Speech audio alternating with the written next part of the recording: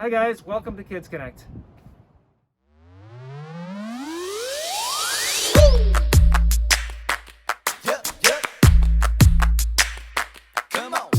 I believe Jesus is helping me. I can do the things that He does.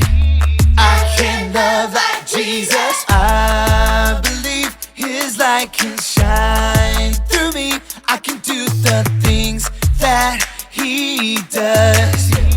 I can love like Jesus. I wanna be a good friend, good friend, a good friend. Oh, I wanna be a good friend, just like Jesus.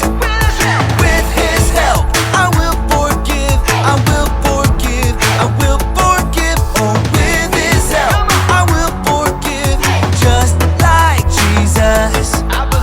I believe Jesus is helping me. I can do the things that He does. I can love like Jesus.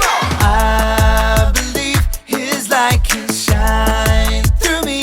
I can do the things that He does. I can love like Jesus. I wanna be a good friend, good friend, a good friend. Oh, I wanna be a good friend, just like Jesus. With His help, I will forgive, I will forgive, I will forgive. Oh, with His help, I will forgive, just like Jesus. Everybody now. I can love like Jesus. I can love like Jesus. I can love like Jesus. I can love like Jesus.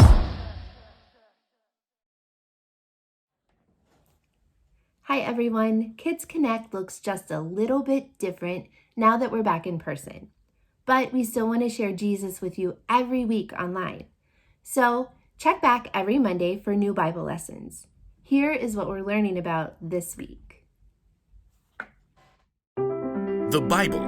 It's 66 books of history, stories, letters, and poetry that fit together to form God's one big story.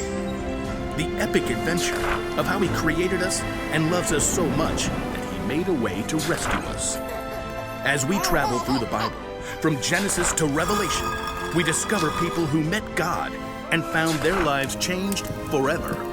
Now, for an amazing story inspired by the book of Genesis, chapter 25, verses 24 through 34. When Abraham's son Isaac grew up, he married a girl named Rebekah.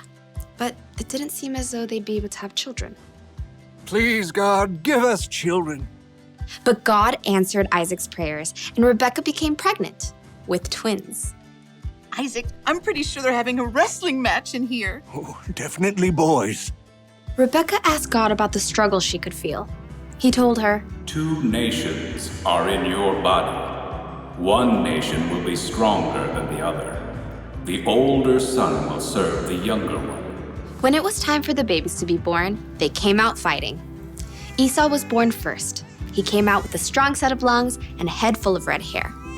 His brother Jacob was born moments later, still holding on to Esau's heel. How on earth did he manage that? The brothers shared the same birthday, but as they grew, that was about the only thing they had in common. Esau loved to roam far out into the wilderness. I would walk 500 miles and I would walk 500 more.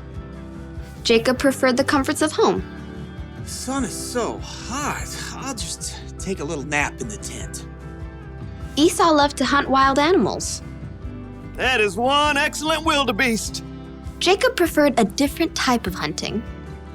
Not you, not you. Ha! The perfect ripe honeydew melon. One fine morning, Esau headed out into the wilds in search of adventure and some nice, juicy venison. I'll feast tonight. But Esau went all morning without spotting a single rabbit. Ugh, should have packed a lunch.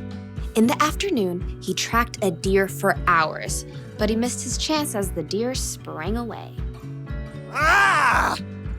At last, Esau headed for home, defeated.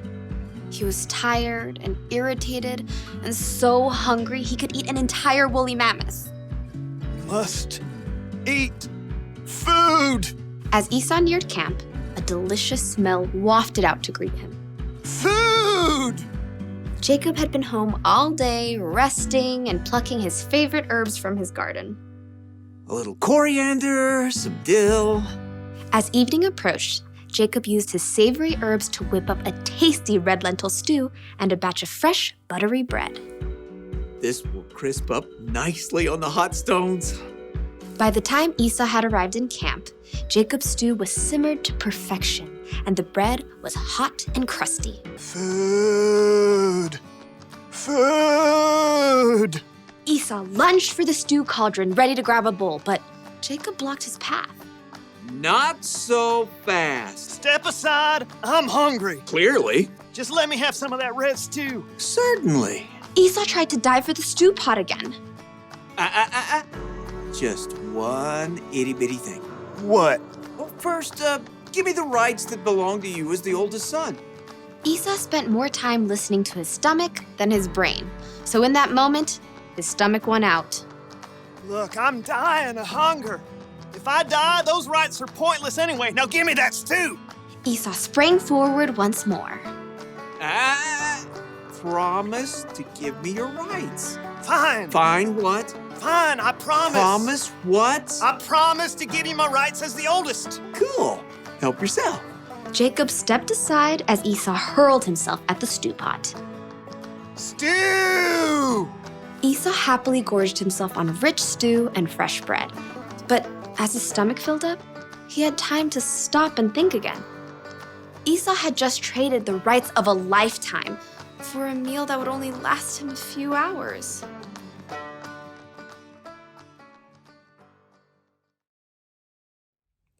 All month long, we're talking about patience.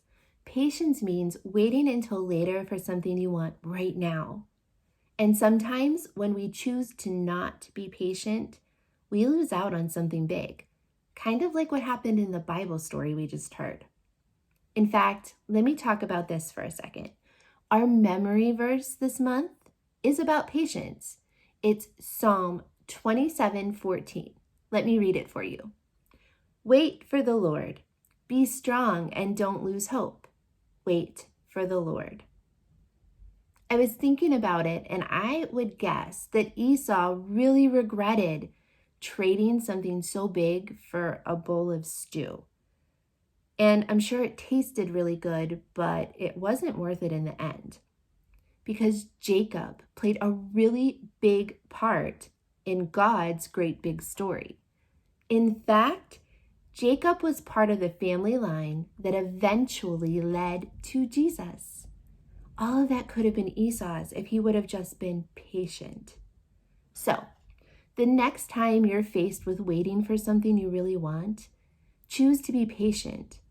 And if you're having a hard time, think about what it could cost you if you chose to not be patient. All right, everyone. I hope you have a wonderful time today, and we will see you all next week, right here. Bye.